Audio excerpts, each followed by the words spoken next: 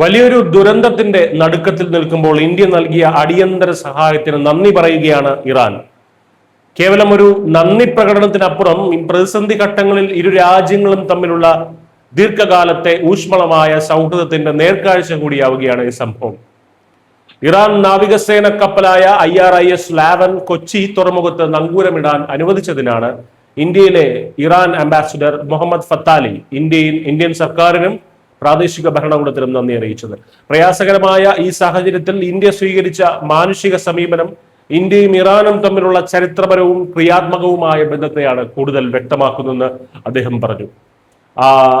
ആവശ്യമായ സാങ്കേതിക ലോജിസ്റ്റിക് സഹായങ്ങൾക്കായാണ് ഈ യുദ്ധക്കപ്പൽ കൊച്ചിയിൽ എത്തിയത്. വളരെ ദാരുണമായ ഒരു സംഭവത്തിന് ശേഷമാണ് ഇറാൻ കപ്പൽ ഇന്ത്യൻ തീരത്ത് എത്തിയത്. ഇന്ത്യൻ മഹാസമുദ്രത്തിൽ വെച്ച് ഇറാന്റെ മറ്റൊരു യുദ്ധക്കപ്പലായ IRIS ഡേന അടുത്തിടെ തകർന്നിരുന്നു.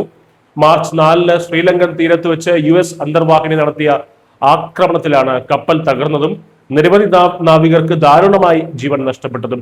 ഈ വലിയ ദുരന്തത്തിന്റെ പശ്ചാത്തലത്തിലാണ് ലാവൻ കപ്പൽ ഇന്ത്യയുടെ സഹായം തേടിയത്. മേഖലയിൽ വലിയ രീതിയിലുള്ള സൈനിക നയതന്ത്ര സംഘർഷങ്ങൾ നിലനിൽക്കുന്ന സമയമാണിത്. എന്നാൽ ഒരു രാജ്യം പ്രതിസന്ധി നേരിടുമ്പോൾ അവർക്ക് നേരെ വാതിൽ കൊട്ടിയടയ്ക്കുന്നതിന് പകരം തികച്ചും മാനുഷികമായ ഒരു ഇടപെടലാണ് ഇന്ത്യ നടത്തിയത്. കടലിൽ അപകടത്തിൽപ്പെടുന്ന കപ്പലുകൾക്കും നാവികർക്കും സഹായം നൽകുക എന്ന ഇന്ത്യയുടെ പ്രഖ്യാപിത നയത്തിന്റെ കൂടി ഭാഗമാണിത്. ടെഹ്റാനും ന്യൂഡൽഹിയും തമ്മിലുള്ള ഈ ചരിത്രപരമായ ബന്ധം ഭാവിയിൽ കൂടുതൽ കരുത്താർജിക്കുമെന്ന ഉറപ്പാണ് ഇറാൻ അംബാസിഡർ പങ്കുവയ്ക്കുന്നത്. ആഗോളതലത്തിൽ എന്തൊക്കെ പുതിയ പ്രശ്നങ്ങൾ ഉണ്ടായാലും മാനുഷിക പരിഗണനകൾക്കും വർഷങ്ങളുടെ പഴക്കമുള്ള സൗഹൃദങ്ങൾക്കും ഇന്ത്യ എക്കാലത്തും നൽകുന്ന വലിയ പ്രാധാന്യമാണ് കൊച്ചി തീരത്ത് നങ്കൂരമിട്ട ഇറാൻ കപ്പൽ തെളിയിക്കുന്നത്. News desk Malayalam.